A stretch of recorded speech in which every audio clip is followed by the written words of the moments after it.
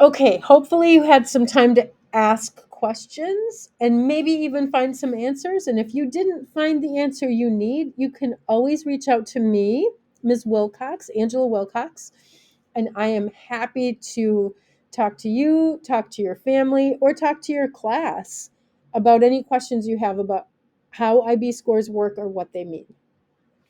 All right. Some of you have seen this before, so forgive me and hang with me, but I think it's still helpful to look at. Some of you, this is going to be brand new because you're all going to practice telling a story about something that you would like to learn that you've never done before and what your learning journey would look like if you were going to learn how to do that thing if you started as a beginner and then you became really good at that thing. So, when my son Nelson was at the University of Scotland in Glasgow and I went to visit him, one of the things I noticed right away was there were bagpipe players all over the city. Every day we heard bagpipes from some part of the city, and I loved it so much. And I thought that would be really fun to learn how to do. I have never played a wind instrument. I played violin and piano all my life, so this would be like a really brand new thing for me to learn. So if I were to use the IB scoring chart as a way to describe my learning journey, it might look like this. This is focused on how I'm growing as a player. So in the 1-2 band, I'm a beginner. I don't know what the parts of the bagpipe are called, and there's a lot of them. I have no idea how to put it together or how it works. My teacher is going to spend the first part of my class just opening up the case, naming the parts, showing me how they fit together and how they come apart, showing me how to clean them, asking me to memorize the name of those parts, practice just putting it together and taking it apart. I'm going to use worksheets, I'm going to use guides, I might use YouTube videos. It doesn't mean that I'm a bad bagpipe player because I got a 1 or a 2. It means I'm at the beginning of my learning journey. If I quit now, I would need to go back and start all over from scratch, learning how to just understand what bagpipes are and how to put them together and take them apart. Then, once I know I've done some quizzes, I've showed my teacher, I know how to put this together, I know how to take it apart, I know what everything's called. I now at the 3-4 band, as I'm progressing, I can fill up the bag with air and I can play notes in some simple songs. So nobody is going to pay to listen to me play the bagpipes. And in fact, I need to drive out of the city a little bit and stand in a field because it does not sound very good yet. But I'm ready to start doing something. And if at this point I quit playing the bagpipes, I could pick it up again in a year or two and I wouldn't have to start from scratch. I would probably remember how to put it together, how to fill up the bag. So I've now like kind of got a start at actually being a bagpipe player. 5-6 band, now I can play real music. The teacher can play something to me and I can play it back. I can read sheet music and like teach myself a song. I could go down to the banks of the Mississippi River and play my bagpipes and people might like nod their heads and smile and be like, "Oh, that sounds kind of cool." I might only have a couple of songs I can play, but at this point I can legitimately say I'm a bagpipe player. I would not need to go back and start over again. If I wanted to keep playing bagpipes for the rest of my life and keep teaching myself, I have all the tools at my disposal to be able to do that. And I might decide I'm fine knowing how to play 4 different bagpipe songs, and that's all I never need to know, but I can play the bagpipes. If I'm going to get up into the 7-8 band, now I might like listen to a Led Zeppelin song and think, "Oh my gosh, that would sound so cool on the bagpipes." And I might pull out my bagpipes and start mashing up different genres of music. I might join a band and play a bagpipe in the band and play some country music with them. So there is a link that where you can hear a bagpipe band playing "Smoke on the Water," which is pretty amazing. This doesn't necessarily mean in the 7/8 band that you have to be an artist and make up your own music to get to 7/8. But what it does mean is you're taking the knowledge and skills that you have built and you're putting them together in new ways and you're applying them to new places in the world that maybe even your teacher didn't think of. You're connecting it to things in the real world. You're solving problems, or you're innovating, or you're seeing things in new ways that the teacher didn't set up for you. So if you're frustrated that you're not scoring in the 7/8 band on a worksheet that's filling in basic information, you shouldn't be, because that's not asking you to do this level of thinking and application, right? So that 7/8 band, sometimes you can't get to that band until the end of a unit where you're actually know enough and you've built enough of a base to really be able to do that. If I quit playing bagpipes in the first month because my teacher wasn't telling me that I was at the 7/8 band, like, how would I possibly be there at the beginning of the year? I still haven't figured out how to fill up the bag. So these IB scores aren't about you need to get to the 7/8 band and stay there all year in order to be a good student. We truly want you to learn and apply things that are new to you. That's why you're here. You're learning new things. If you're already at a 7/8 in your classes in October, then we're not challenging you enough. You have the whole year left to keep learning, and you're already getting 7s and 8s and everything. It means that you are not learning challenging enough information, and there's no place left for you to grow. So take a deep breath, let yourself off the hook. We're going to keep learning and growing as we go, but let's let ourselves become bagpipe players, chefs, mathematicians, artists, scientists, writers, dreamers, and let's let ourselves start at the beginning and really build our way up to knowing what we know.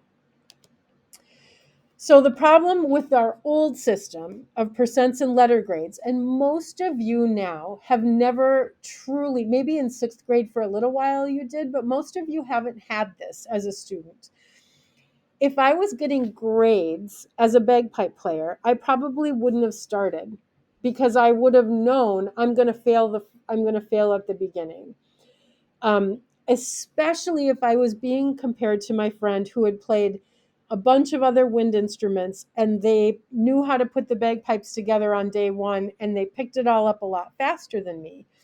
So if my teacher was grading me on a curve compared to my friend, I would have felt pretty bad about my learning. And that isn't because I wasn't able to learn or I couldn't get there, but it means at the start of the course, I just had more learning to do. And that's okay. I get to do that. If at the end of the year, I'm playing better bagpipes than my friend is, my score is going to be higher than them, even though I might have spent the first 2 months getting 1s and 2s. So because I could get feedback over a long stretch of time, and it let me understand where I was on my own learning journey, not compared to other students, but compared to myself, it let me see where I was headed. I was able to see what my teacher hoped I would be able to do by the end of the year, and then I could use my feedback to help me get there. So ideally, by the end of the year, I own these bagpipes and I'll be able to play them my own way for the rest of my life. All right. So again, if you're in that 1-2 band when you're in 9th grade, you might need to take that class again in summer school. You haven't quite gotten out of the beginner band, so we'd want you to start again.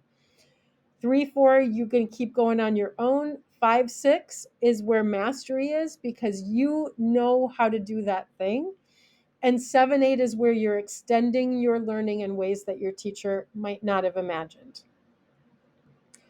So these are our descriptors. A lot of your classrooms have these posted on the walls. So look around the room, see if you can see those.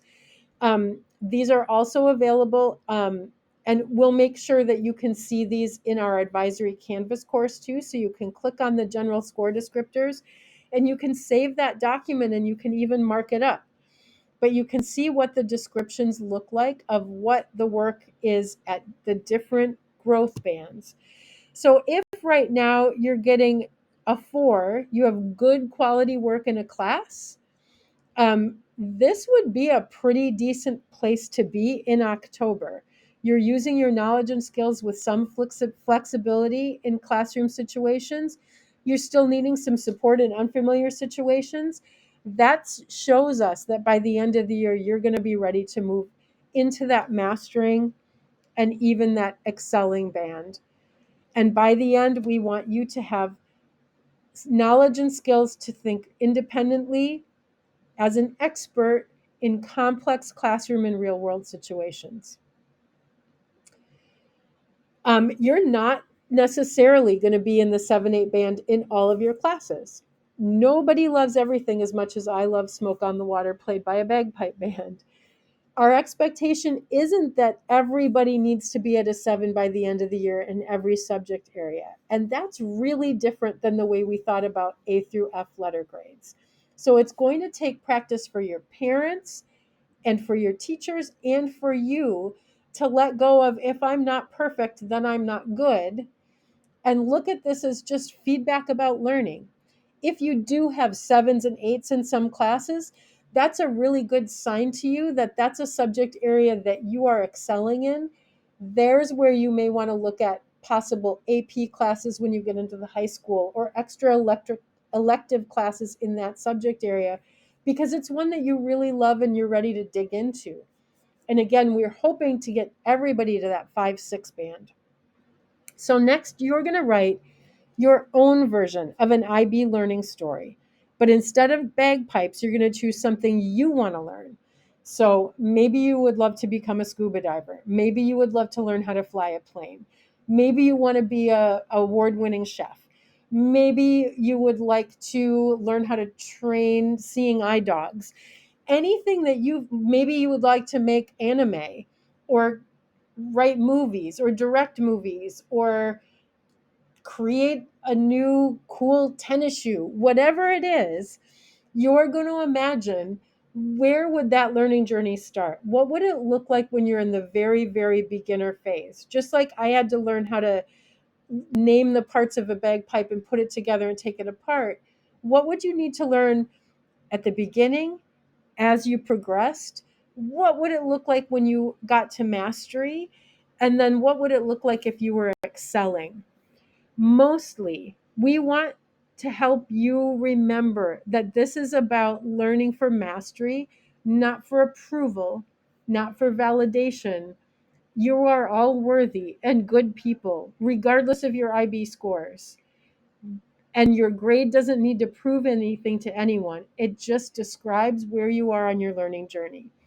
So, in your Canvas course, if you open up advisory, and you go to the modules, in today's module, you will see a link to my IB score story. And we want you to open that up, pull it into Notability, and then think about, what do you want to share? That's a thing that you would love to know how to do. I also want to learn how to screen print, and I would love to learn how to ride a unicycle, and. So think about one thing that it would be fun to learn.